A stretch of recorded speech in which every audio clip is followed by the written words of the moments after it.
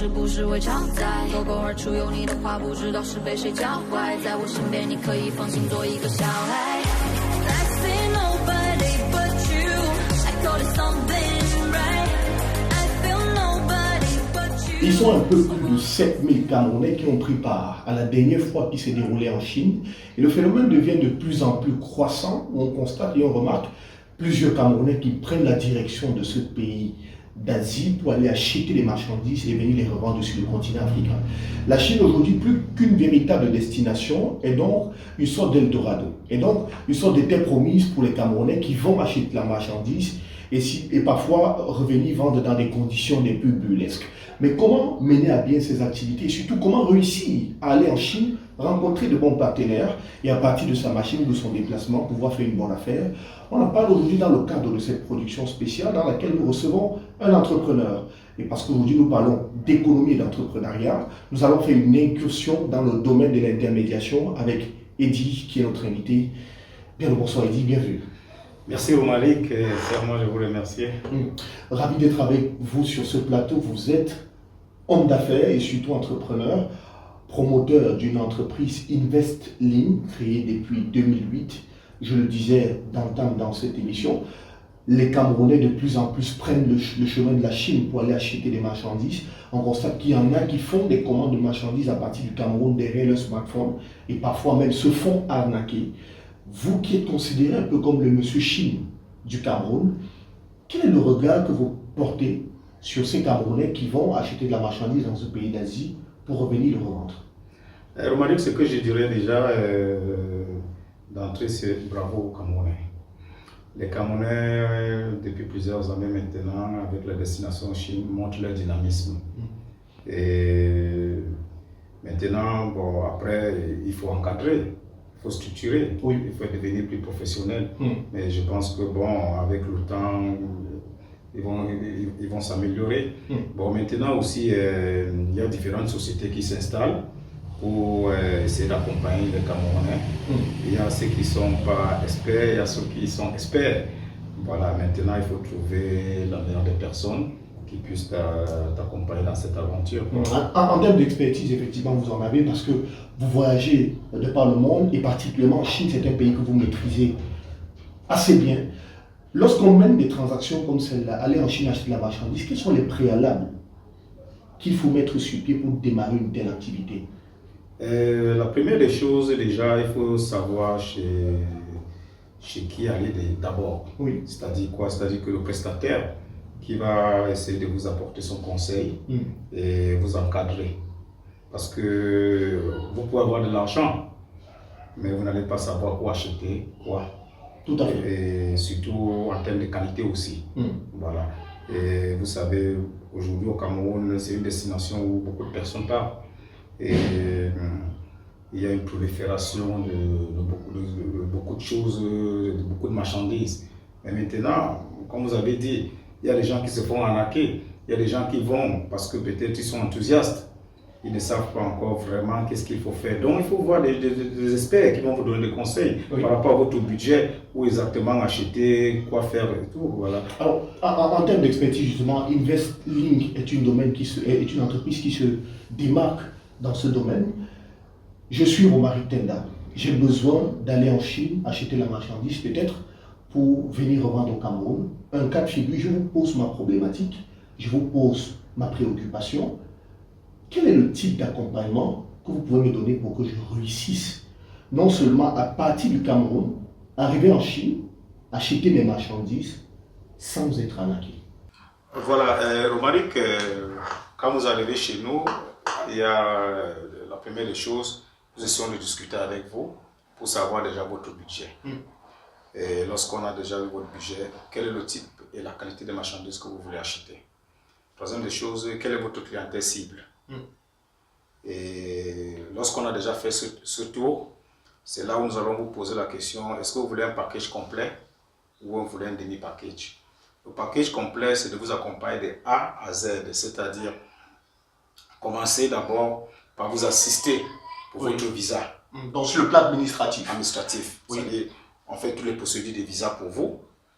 Ensuite, maintenant, on vous conseille quel est le billet d'avion intéressant pour vous. Troisièmement, on fait un accompagnement pour voir l'aéroport international de Douala. Et ensuite, on vous accueille à l'aéroport de Bayonne à Guangzhou en Chine, si vous voulez aller à Guangzhou ou dans un autre aéroport. On vous accueille. Lorsqu'on vous accueille, maintenant, bien sûr, on fait votre réservation d'hôtel selon votre standard. Vous voulez un 4 étoiles, vous voulez un 5 étoiles, vous voulez un 2 étoiles. On fait votre réservation. Ensuite, vous nous dites dans quel restaurant vous vous trouvez confortable. C'est un 5 étoiles, c'est un 3 étoiles, c'est un 2 étoiles, c'est un McDo, c'est un KFC, à votre convenance. Tout à fait. Et ensuite, maintenant, nous allons vous accompagner dans les grands marchés. Et selon votre budget, voilà, on vous accompagne dans les grands marchés, vous visitez, vous regardez et vous voyez ce que vous pouvez faire. Et on vous accompagne aussi dans les industries. Tout à fait. C'est-à-dire dans les usines de production. Maintenant, ça peut être dans une même ville, on peut voyager dans d'autres villes pour visiter ces usines. Et vous accompagnez maintenant dans la négociation aussi. On vous accompagne dans la négociation pour l'achat de votre marchandise. Et ensuite, maintenant, lorsqu'on a fini cette étape, on vous conseille maintenant aussi la meilleure compagnie logistique capable de transporter votre marchandise au Cameroun. Oui. En toute sécurité. Oui. Et vous arrivez, quand vous êtes au Cameroun, la marchandise arrive, on vous appelle. Tout à fait. Donc nous avons une base de données de transitaires camerounais, encore comme je vous parlais du dynamisme des Camerounais. Nous avons une base de données des Camerounais transitaires en Chine qui sont sérieux et professionnels. Alors, est-ce que c'est facile de le dire, Eddy, mais sur quoi repose véritablement ce sérieux? Ils sont nombreux qui disent exactement ce que vous dites, mais quelle est la particularité que vous offrez au Cameroun? On a suivi votre déroulé tout à l'heure, mais quel est l'élément de confiance sur lequel les Camerounais peuvent s'appuyer pour dire, écoutez, on vous fait confiance et on sait qu'avec vous, c'est une assurance 360 degrés. Voilà, la première des choses que je veux vous dire qui est aussi simple, c'est que nous préfinançons d'abord à 100% votre procédure de visa. D'accord. Nous préfinançons à 100%. Ensuite même, nous préfinançons votre réservation d'hôtel. Nous préfinançons même votre achat de billets. D'accord. C'est pas une preuve de confiance, là? Tout à fait, tout à fait. Et donc, au fur et à mesure que la procédure évolue, il y a des segments que vous préfinancez pour que celui qui est en train de faire sa procédure soit véritablement assuré et garanti. Voilà. Alors, pour le transport des marchandises, par exemple, de la Chine pour le Cameroun, il y en a qui se plaignent parfois d'envoyer des marchandises. Ils vont patienter peut-être 2-3 mois avant que la marchandise n'arrive. Comment vous faites pour échapper à ce type de bobo? Comment vous faites pour garantir aux personnes qui achètent les marchandises de pouvoir les retrouver au Cameroun, non seulement en bon état, mais ensuite sans avoir des attentes interminables? Une fois encore de plus, je vous parle du professionnalisme. Oui. Et c'est pour ça que je vous ai dit, nous avons une base de données des Camerounais transitaires en Chine qui sont vraiment professionnels, qui sont des très grands professionnels. Vous n'avez même pas d'inquiétude à ce niveau. Je ne veux pas citer leur nom ici de peur de faire la publicité, mais je vous dis, c'est des garçons très professionnels. Le temps de passage est court, le temps de passage est raisonnable. Ils ont des entrepôts connus à Aqua, propres, où les marchandises sont en toute sécurité. Donc, de ce côté, n'ayez pas d'inquiétude. Alors, pouvez-vous dire concrètement, à ce jour, vous avez déjà accompagné combien de personnes et quelle est l'estimation du pourcentage de degré de satisfaction de votre clientèle? Nous avons déjà accompagné beaucoup. Je ne peux même pas donner le chiffre énorme. Le chiffre est énorme parce que ça fait plusieurs années que nous sommes dans le domaine. Oui. Le chiffre est énorme. Et je pense que ce n'est pas à moi de donner le pourcentage de satisfaction. Ça serait être prétentieux. Oui. C'est aux clients, mais ce que je dois vous dire, c'est que on est un peu saturé. Les clients, ils arrivent, ça veut dire qu'ils sont satisfaits. Tout récemment, on en a fait partie de beaucoup de grandes entreprises aussi. Il y a beaucoup des entreprises qui nous ont fait confiance, qui sont dans la place. Des entreprises de commerce et tout ça qu'on a accompagné pour la grande foire de Canton, et aussi pour des usines, pour la visite des usines. Ils ont été très satisfaits. Et la preuve, c'est qu'ils continuent à envoyer des personnes, ils recommandent d'autres personnes aussi Donc je crois que c'est parce qu'ils ont été satisfaits. Tout à fait. Alors un autre projet qui vous tient très particulièrement à cœur, c'est cette intermédiation que vous souhaitez entre les villes du Cameroun et les villes de Chine. Dites-nous, Eddy, vous voulez remplacer le FECOM? Non, il ne faut pas être prétentieux. Remplacer le FECOM, non, je ne peux pas, je suis loin de là, qui suis-je? En fait, nous voulons être un partenaire du FECOM. Nous voulons être un partenaire du ministère des petites et moyennes entreprises. Nous voulons être un partenaire de la Chambre de commerce. Et parlant de l'intermédiation entre les villes de Chine et les villes du Cameroun, oui. C'est un concept que nous avons et on appelle ce concept jumelage des villes, City Twinning. En quoi consiste ce concept en fait? Avec la décentralisation, nous avons compris que les communes ont une certaine autonomie. Ont une certaine autonomie oui. Aujourd'hui, une certaine autonomie, et les communes doivent être aujourd'hui des communes de production. Vous voyez un peu? Oui. Et c'est pour ça que nous avons pensé judicieux de mettre en partenariat certaines villes de Chine avec des villes du Cameroun pour développer des projets. C'est-à-dire ça des projets de l'investissement, l'éducation, oui. Les parcs d'attraction, les infrastructures. Vous voyez un peu? Oui. Donc, ils vont accompagner les mairies du Cameroun. Parce que ce que je dois vous dire, Romaric, c'est que quand vous regardez la Chine, vous regardez les villes de Chine, vous voyez que nous avons beaucoup à apprendre d'eux. Et voilà, et une coopération comme ça, je crois que c'est une coopération qui va vraiment épanouir nos mairies. Alors, dans cette coopération, est-ce que vous allez la faire avec l'État du Cameroun? Sous quelle plateforme est-ce que vous allez faire cette coopération? Et est-ce que vous pensez que ça va véritablement porter ses fruits? Je pense que ça va porter ses fruits. Parce que j'ai interrogé quelques maires qui sont assez réceptifs sur le projet. Oui. Et ils sont d'accord que nous les accompagnons. Voilà. Donc, je crois que si les maires sont déjà réceptifs, c'est qu'ils ont déjà vu qu'est-ce que cela peut apporter dans les villes du Cameroun. Voilà. Bon, en termes d'investissement, qui va cracher que qu'un investisseur vienne dans sa commune pour faire des investissements, des adductions d'eau, construire des écoles, construire des infrastructures routières, des grands parcs d'attractions. Je ne pense pas qu'il y ait un seul mec qui va refuser cela. Oui. Et je ne pense pas que le FECOM va refuser de nous accompagner dans cette aventure. Ah, oui, mais en quoi ce type de projet sera différent des autres projets qu'on a déjà vus au Cameroun? Par exemple, on a vu des mairies de villes comme Douala par exemple, signer pas mal de partenariats avec d'autres mairies en Europe, notamment pour la construction des voies de déplacement dans la ville de Douala, ou bien pour le déplacement des populations, mais qui tardent à arriver. En quoi est-ce que ce projet que vous portez serait différent de ce qu'on a déjà vu et qui semble ne pas marcher véritablement? Non, je pense que ils ont dû signer ces partenariats avant, lorsque ce n'était pas encore au niveau de la décentralisation. Je pense qu'avec la décentralisation, les mairies sont devenues un peu plus autonomes. Donc, du coup, la bureaucratie sera moins légère. Oui. La bureaucratie sera moins légère.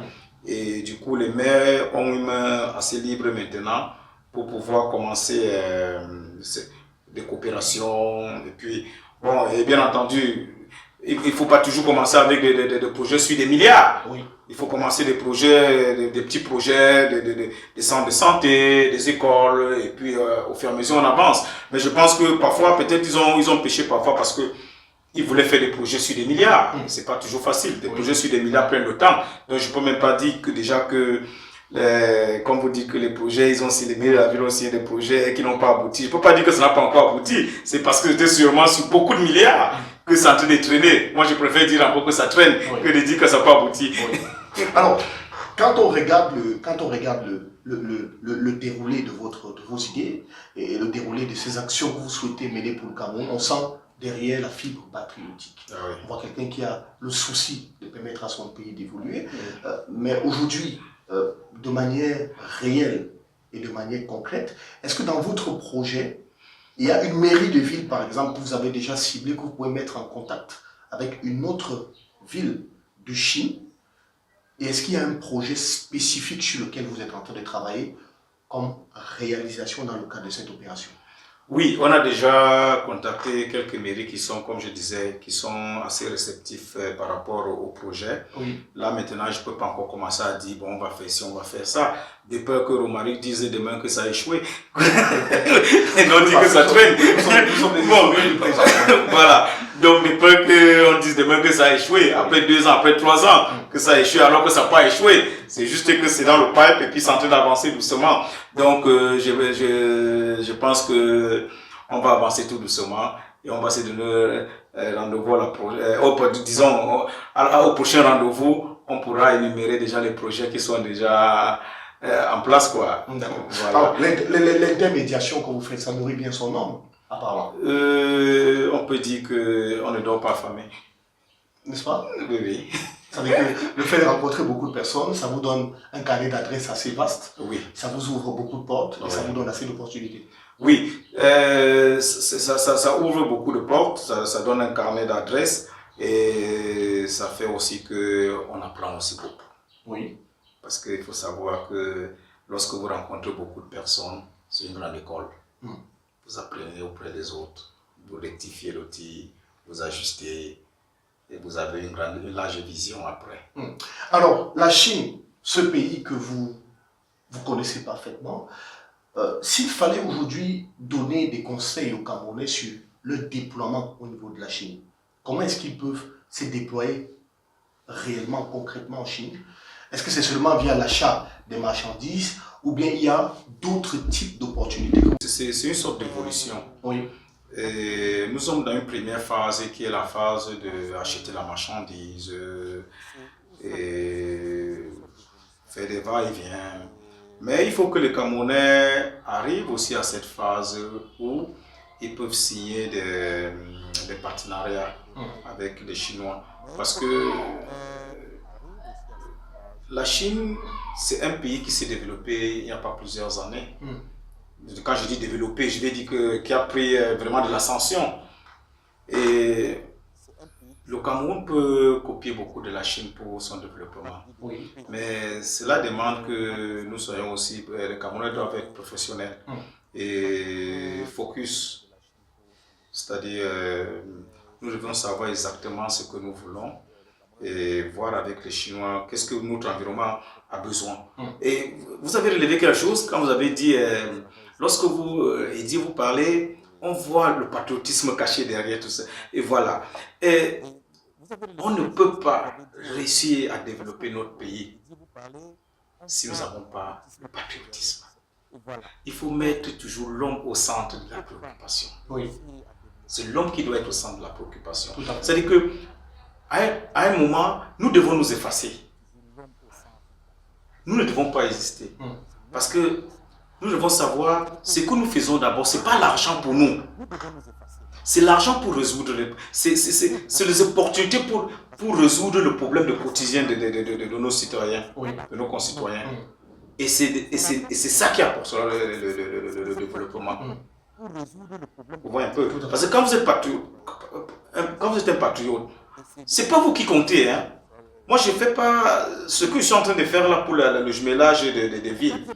C'est pas pour moi, il dit. C'est pas parce que vous voulez gagner de l'argent. C'est pas parce que je vais gagner de l'argent. Vous voulez entrer dans la postérité. Voilà. Vous voulez marquer votre nom. Voilà. Comme étant quelqu'un qui aura participé à apporter le développement au Cameroun. Voilà. Alors aujourd'hui, dans le cadre de vos activités, parce que bientôt on va sortir de cet entretien, InvestLink, comment on fait pour entrer en contact avec vous? Où est-ce que vous êtes situé exactement? Comment faire pour se rapprocher de vous et pouvoir mener ces activités sans aucun problème? Bon, nous allons donner notre numéro, qui est le 675 39 01 44 déjà pour notre bureau. Et donc les personnes peuvent nous contacter facilement et on a notre le email qui est investlinkin@gmail.com et investlinkin@yahoo.com. Donc les gens peuvent nous contacter par là. Et aussi par Romaric aussi s'ils veulent, ils peuvent nous contacter aussi par vous et puis bon, on va les accompagner. D'accord. Ouais, nous sommes les serviteurs. Tout à fait. Juste rappeler aux personnes qui vont appeler le numéro de téléphone qui sont à l'étranger, de ne pas oublier de mettre l'indication plus 237 pour tomber directement sur vous. Je pense que les numéros de téléphone donnent aussi sur WhatsApp, c'est ça? Oui, effectivement. Merci infiniment, Eddy. C'est ici qu'on va mettre un thème à cet entretien. Peut-être un dernier mot pour sortir. C'est moi qui dois vous remercier, Romaric, et dire aux Camerounais, nous devrons développer notre pays. D'accord. Merci infiniment. Merci, monsieur. Je rappelle que Eddy est homme d'affaires, promoteur de l'entreprise InvestLink, une entreprise qui a été créée début 2008.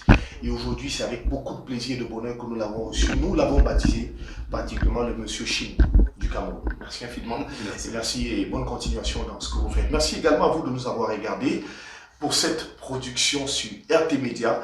Ravi d'avoir été en votre compagnie. N'hésitez pas, contactez-nous si vous avez besoin d'une information quelconque ou alors si vous avez des préoccupations exceptionnelles.